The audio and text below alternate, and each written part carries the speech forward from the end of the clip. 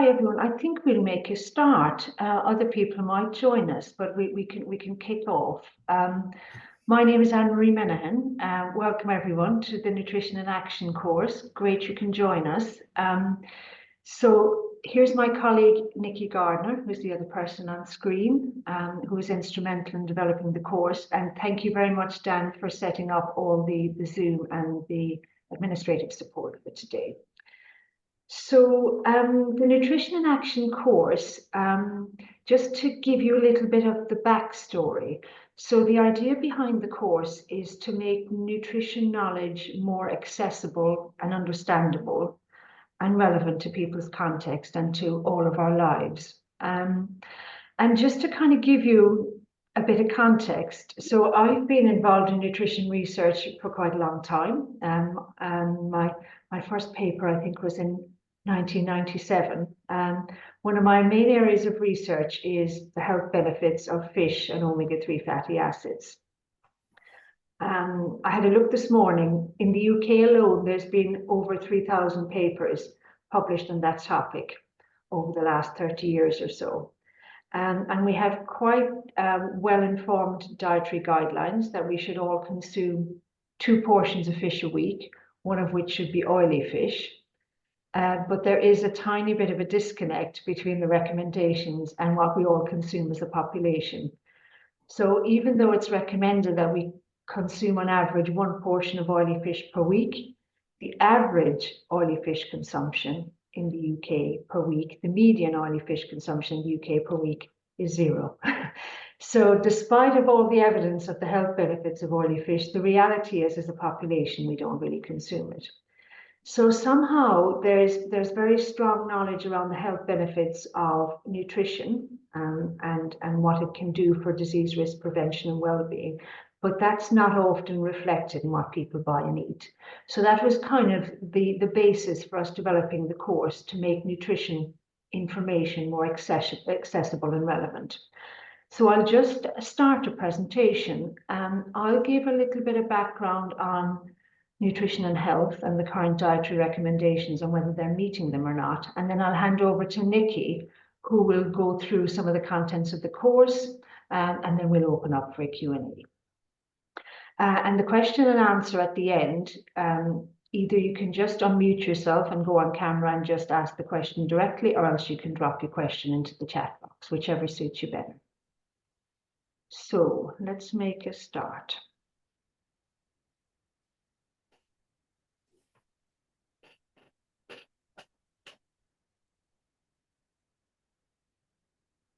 Here we go.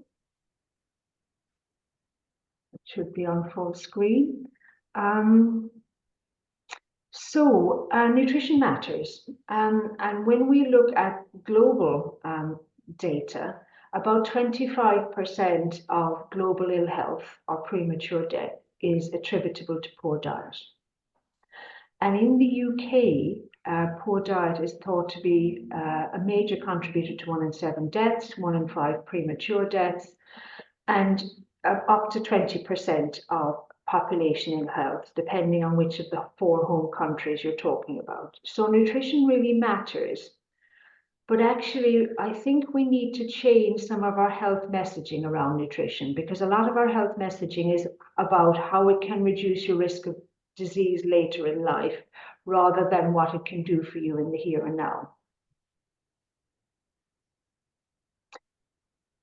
So as I say, when we talk about nutrition and health, oftentimes we talk about how it can increase our life expectancy and our healthy life expectancy. And on average in the UK, life expectancy is 79 years in males and 83 years in females, and healthy life expectancy is 63 years and 64 years.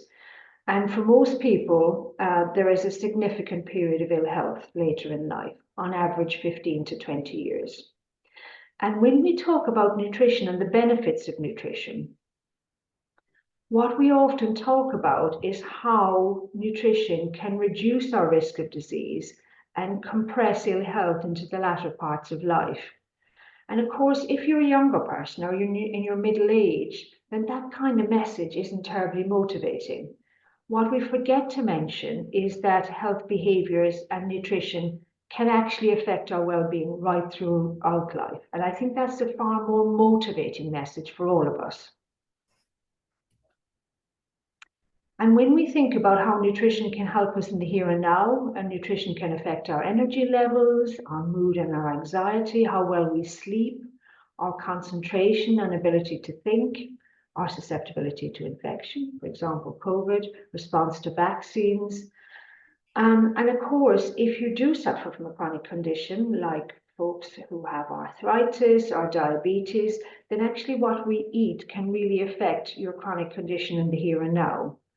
And of course, nutrition overall can affect things like our social connectivity and our well-being and our sense of purpose and contentment. So these are often some of the benefits of improved nutrition, which we forget about, and we're often over-focused on how it can affect your risk of disease later in life. And just one example of a piece of research we've just finished, which we're quite proud of, which is called the MediMood study, which really demonstrates the power of nutrition in the here and now. And the purpose of MediMood was to look at the postprandial, which is how you feel after a meal, and the short-term effects of a Mediterranean-style diet on mental health and cognition in a population with mild to moderate anxiety and depression. And we actually just finished that study in December, and we're just now analysing the data, so it is very hot off the press. And what we did is actually we took the extremes of diet in this study because we really wanted to see if the extremes of diet made a difference. So we had 2 arms, each lasting 5 days. And during that arm, we send a supermarket delivery to each person's house. We gave people 5 days worth of food.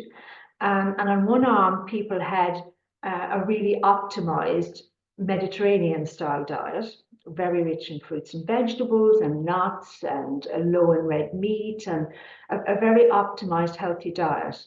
And during the other arm, we fed people a very poor quality Western diet, kind of full of ultra processed food. And over the course of each arm, we assessed people quite regularly. We assessed people's mood and their cognition, and we took blood samples and we took fecal samples just to see people's health profile just in the short term over 5 days. And all participants were in both arms, and the arms were separated by a washout period. And this just gives you an example of what one day looked like. So people were on this diet for 5 days. So this just gives an example of day 4. And you can see when people are on the Mediterranean diet, they had a nice high quality breakfast, they had a baked potato with tuna and salad for lunch, and had a nice dinner of grilled chicken, vegetables, etc. Contrast that to when people were on the Western diet, they had a bit of a stodgy breakfast of egg, sausage, white bread.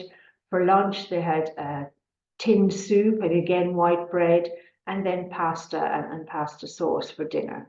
So they were the kind of example days on either diet. And this just gives one of our main outcome measures, and it looks at total mood disturbance, which is kind of a composite measure of people's mood and anxiety state. These are people's status at baseline. You can see after 24 hours, there wasn't much of an effect of diets on people's total mood and anxiety. But you can see by 5 days, just 5 days, people who had been on the healthy diet showed a 50% reduction in depressive and anxiety symptoms, in contrast to a 7% increase for people who are on the Western diet. Now, this total mood disturbance score is made up of different domains or different questionnaires. And you can see for tension over the 5 days, the Mediterranean diet resulted in a 24% reduction in tension, 48% reduction in depression, 29% increase in vigor or people's energy levels, 38% reduction in fatigue, and a 39% reduction in confusion just after 5 days on this optimized diet. There was no significant effect on how angry people felt. And just to say, these are the people who were involved in the study. So it was led by 2 PhD students, along with 2 undergraduate students who were with us for 10 months from University College Dublin, and Rachel Gillings was the main research associate working on the study. And I'd just like to highlight to you Rachel, who's on this call, who has also been instrumental in developing this Nutrition in Action course. And Rachel, we're very grateful to you for your contribution, your large contribution to getting this course up and running. Those were quite extremes of diet, but an important take-home message, which we must all remember, is we do not need the perfect diet. And actually, the evidence shows that even small changes to diet can make a huge difference to people's health and well-being. And to borrow a phrase from Michael Mosley, even if you change just one thing or one element of your diet, then it's likely to be associated with well-being and health benefits. Now, for the next few minutes, I'd just like to go through some of the key nutrition recommendations, and just to highlight to us all really how tricky they are for people to understand and implement. So the first thing to say is there are over 50 food and nutrient recommendations. And I'm a nutritionist. I've been working in nutrition for a very long time. And if you asked me to name all 50, I'd struggle. So it's going to be difficult for people to even know what the recommendations are, never mind implement them. Some of the recommendations are reasonably easily understandable, but some of the recommendations are very tricky for people to understand. So we should be consuming 30 grams of fiber a day. What does that look like? Which food should people be eating? We should be consuming less than 5% of our energy from sugar. Now that is tricky for people to understand. So if you consume 2,000 calories, then 5% of that is 100 calories. And then a gram of sugar is equal to 4 calories. So about 25 grams of sugar is what people should be consuming. But this less than 5% of energy from free sugar, or less than 35% of energy from fat, is very hard for people to get their head around. So actually, some of the recommendations are difficult to understand and even more difficult to implement. It's made somewhat simpler by this Eat Well plate, which kind of operationalizes the key dietary recommendations. But if I asked you to look away from the screen and try and talk back to me what the key elements of this Eat Well plate are, even though we've all seen it, we probably don't know much more than about a third of the plate is fruit and vegetables. And actually, the rest of it we see often, but we often don't really understand or implement. And actually, the evidence is very clear that as a population, we miss the key diet nutrition recommendations by a mile.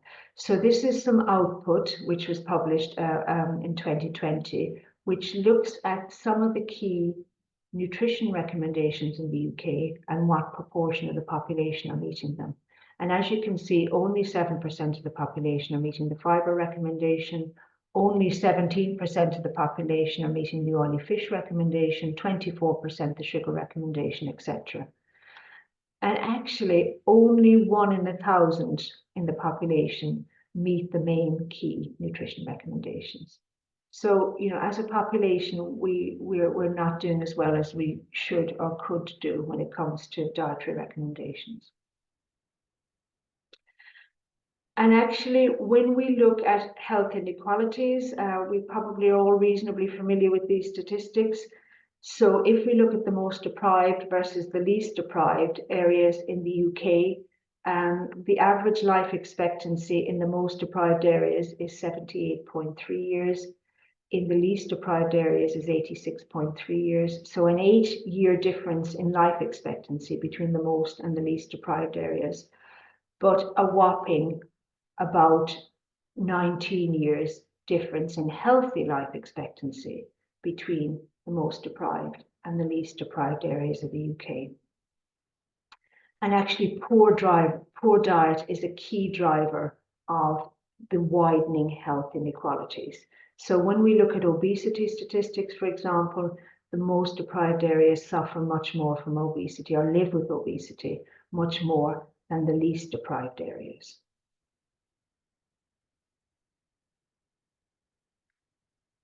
Likewise, when we look at things like fruit and veg intake, red and processed meat intake, sugar intake, and saturated fat intake, and look at it as according to household income, which is one measure we use to look at social deprivation, you can see that there's a gradual increase in fruit and veg intake as we go from households with the least to the most income, a reduction in red and processed meat, a reduction in sugar intake, and not so much effect on saturated fat intake. So there, as a population, we miss the dietary recommendations by a mile, but this is also very, as we would imagine, socioeconomically biased. And finally, just to say that nutrition and eating behavior is determined, food purchasing and eating behavior is determined by a whole host of factors. And for most people, health is way down the list of priorities when they're deciding what to buy and eat. So our food purchasing and eating behavior is highly influenced by the taste and the sensory appeal of food, by psychological factors such as food or stress and mental health status, by our capacity as individual, our knowledge, our skills, convenience, our infrastructure in the home, whether we have a well-kitted out kitchen, whether we have a freezer, whether we have cooking facilities, our geography and access to food, our social context, media and advertising, our attitudes and beliefs around food. Our economic status is a huge determinant, as you would imagine, of our food purchasing and eating behavior. And as I say, health often comes way down the list of priorities when people are deciding what to purchase and to eat. Oftentimes we don't take these factors into account, and we need to do so much more. And actually in the design of the course, which Nikki will now present to you, we are very cognizant of the effects of these things on people's eating behavior. So I will leave it at that. I'll come back in a minute and happy to answer questions after Nikki's spoken, but now I'll hand over to Nikki. Lovely, thank you, Anne-Marie. So if everyone can just bear with me, I'll just share these slides.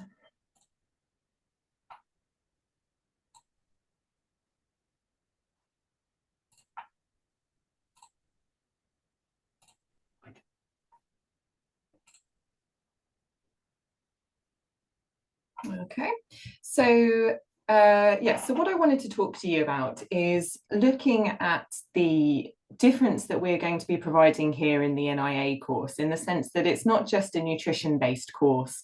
We want to incorporate the importance of behavioural change into the course, and really that's sort of a bit of a USP for the course, really, which I want to tell you about in regards to the content that we're offering.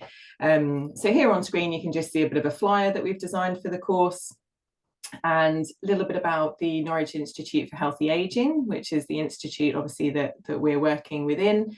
And in regards to our target audience is a really important factor that we wanted to include. Now, obviously this course is available to everybody, but primarily it's available to the workforce, and primarily those that are working in the community. So it could be a food bank worker or a community physiotherapist, anyone that has access to anyone living in the community that wants to change their dietary behaviours. So, excuse me a second. This is where Anne-Marie does it smoothly as anything, and I'm change my slides. Brilliant. So looking at the need for the course, as Anne-Marie has said, there really is a wealth of nutritional information available as to how we can improve our health and how we can improve our well-being, but it's not necessarily reflected in the food that we as a nation consume. we want to try and bridge that nutritional gap, that translational gap of nutrition knowledge, maybe from academia, from our field, into the realms of community, into just real life and real world scenarios. And we want to try and build on that and close that gap. And as we say, there are many, many nutrition courses available. However, there's a very limited market for courses that actually train those that work in the community in these concepts of behaviour change theory, strategies, tools that can help individuals actually change their behaviours. So this is why we feel that there's the need for this Nutrition in Action course. So the Nutrition in Action course primarily has 5 aims, and I've just highlighted those keywords really in orange here, which hopefully everyone can see. If not for the colour, then for the boldness of the wording. So aim 1 really looks to provide delegates with that nutrition knowledge and guidance, and also to dispel any myths about certain nutrition topics and areas that may have been learned over the years. And really just to focus on how we can look at those core nutrition topics, the Eat Well plate that Anne-Marie has already discussed, with some other areas including portion sizes, food labelling, eating sustainably, and how our foods that we consume can affect our physical and mental health. So aim 2, again, following on from Anne-Marie, is to make this translatable to everyone. So making that knowledge about nutrition and those nutrition guidelines, make sure that everyone not only has access to those, but that it's translatable for everybody. To introduce the delegates to the concept of behaviour change. So that's aim 3, and I'm going to focus on that a little bit more in a second. Aim 4 is really to provide that appreciation to everyone that even making small changes can make a large difference. So a lot of people can feel quite overwhelmed when having discussions about having a healthy, balanced and nutritious diet. And we want to really confirm that it can be quite overwhelming, but the important thing is to break all of those areas down into very small, easy, knowledgeable chunks that an individual can then make their own choices about what they choose to change about their behaviours. Excuse me. And finally, aim 5 is to really teach the delegates some client-centered communication skills. So what are these skills and how can we help make every contact count really that we have with an individual, and how to hold those successful, effective communication and consultations with our clients. So there are aims, and now I want to focus a little bit more on the course content, particularly first of all looking at the nutrition content. There is a lot of words on this slide, but first of all let's just focus on the left-hand side, which is looking at the sort of coloured area. So as you can see, the course is split into 5 different modules, and the first we're calling the blueprint for nutrition. So this basically provides that understanding of the core knowledge of nutrition, focusing quite heavily on the Eat Well guide as a recommended tool, and really thinking about how those food components can make up that healthy, nutritious, balanced diet. Module 2 looks at portion sizes and the information about different portion sizes, and how that can be converted into how we can do that on a day-to-day basis, basically. With portion sizes, a lot of people, again, can feel quite overwhelmed. There is this sort of myth that every food that has to be weighed, you have to have a certain grams per portion size. And there are some very easy visual techniques that we can use to help an individual understand and gauge a little bit better their portion sizes that they're consuming. So we want to use that as quite an active, involved session to try and, again, make that information as translatable as we can to our clients that we see in the community. Module 3 looks at food labels. So as many of us, I'm sure, are aware, there are lots of different varieties, lots of different visual aspects of food labels that we provide on our foods in supermarkets or markets, anything that we purchase. And again, our aim here is to try and just break that down into nice, simple, easy translatable, easy readable and understandable ways of what food labels tell us, and really how we can use that information to help our clients understand how they can make healthier choices with the foods that they consume and the foods that they buy. Module 4 looks at smart food purchasing and preparation and eating sustainably and on a budget. So we realise that in our current climate, there are a lot of areas at the moment in our lives that can affect an individual's ability to eat healthily. And one is particularly that we want to focus on is looking at how we can eat healthily on a budget. So this again is a very practical session looking at tips and strategies of how we can use all that knowledge that we've learned about those nutritious foods and try and convert that into how we can make that stretch, eat on a budget, and maybe provide for a family or for a social unit that our clients are involved in. And finally, module 5 focuses on nutrition and mental health. So within this module, we want to see how certain nutrition elements can have an impact on our sleep, our mood, anxiety levels, and sort of well-being and mental health in general. So in regards to the course content, in regards to the nutrition, there is that core nutrition component throughout, but what is also included throughout is looking at the behavior change elements that we've interspersed within all of those modules. So it really isn't, as it says here, simply a nutrition course.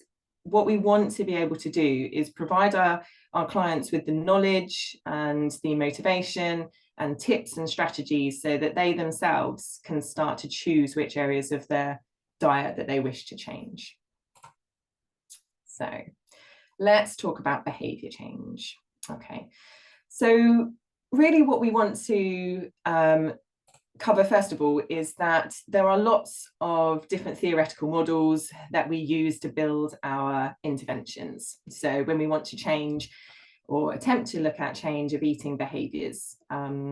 One that we've chosen to focus on within the course is noted here, and it's called the COM-B model. Might be familiar to some of you, others it may be new.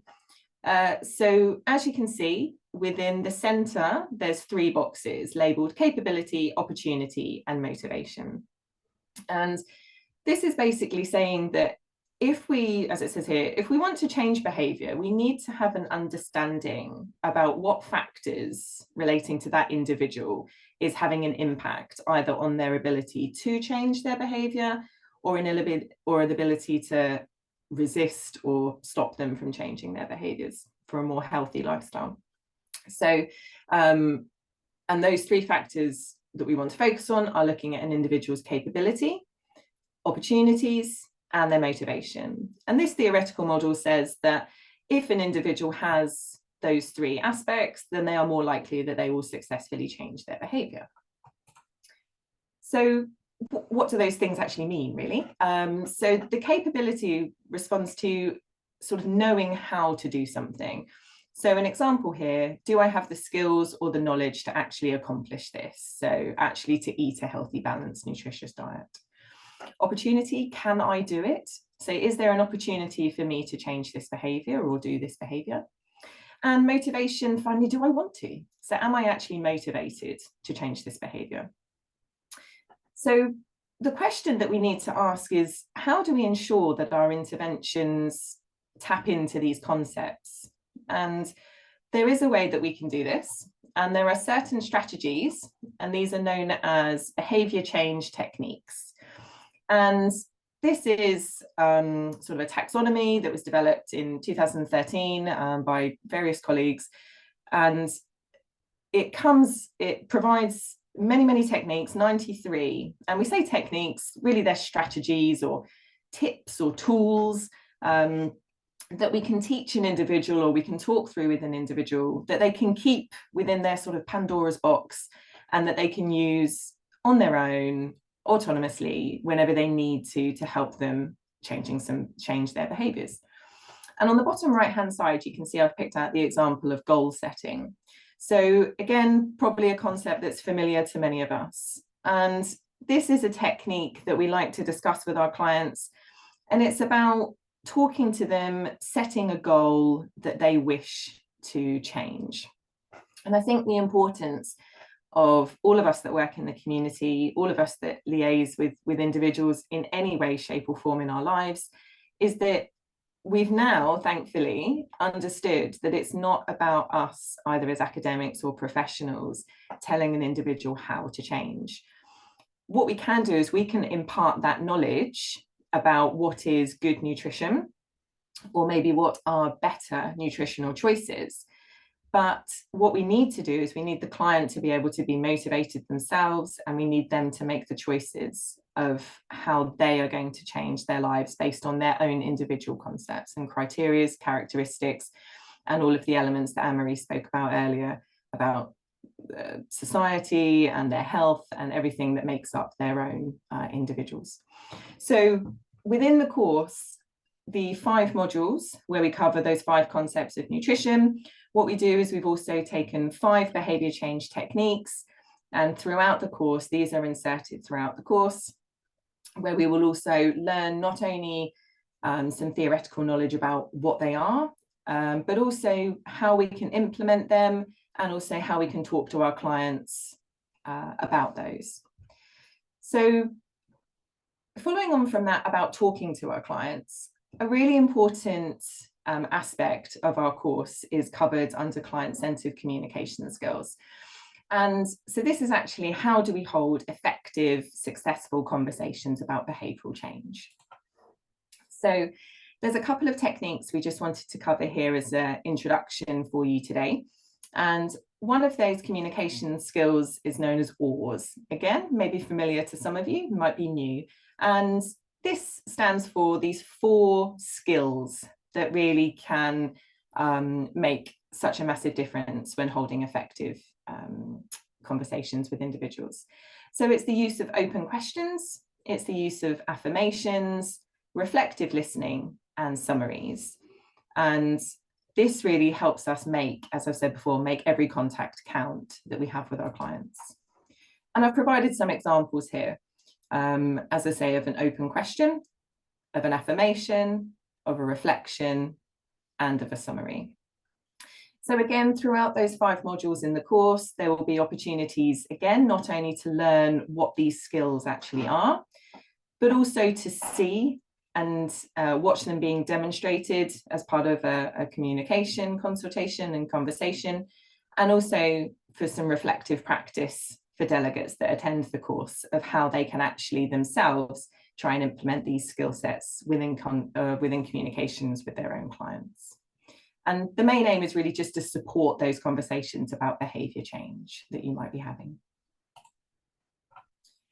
So a second element or a second skill set that we'd like to cover within the course is, it's a name that's covered by many guises. Some of you might know it as elicit, provide, elicit, as you can see in the boxes on the left-hand side. Others you might have heard ask, tell, discuss. It's also known as the 4 A's of behaviour change, which I'm going to get now: ask, assess, advise, and assist. Sorry, I should know that off the top of my head. And really what this is showing you is it's just another skill set of how we can try and elicit conversation from our client, and how we can enable them to engage in some reflective practice and understand a little bit more about what's important to them, what they know already, and how they'd like to make their own choices of how they'd like to progress with their dietary change and with their lifestyle change. So, and really we should never underestimate the importance of the contact that we have with our clients. Just that ability to have that conversation with them can be very empowering. And we want to make sure that we can do that to the best of our ability. And with the use of these skill sets, then that's what we hope to teach delegates on the course, is to support good communications, and also to help with those tools and those strategies to support behavioural change. Okay. So with that, I'm just going to hand back to Anne-Marie to talk about some course practicalities for you. Lovely, thank you, Nikki. Okay, folks, these are just the last couple of slides around course practicality. Sorry, just let me put this on full screen.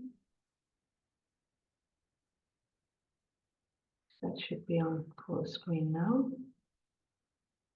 Okay, so these are the kind of the practicalities of the course. So I'm just having a bit of trouble with my view here. So the practicalities of the course are that it's split into two bits. And the first bit is that active module engagement and completion. And the other bit is self-directed, where you kind of go away and do tasks in your own time and off the actual platform.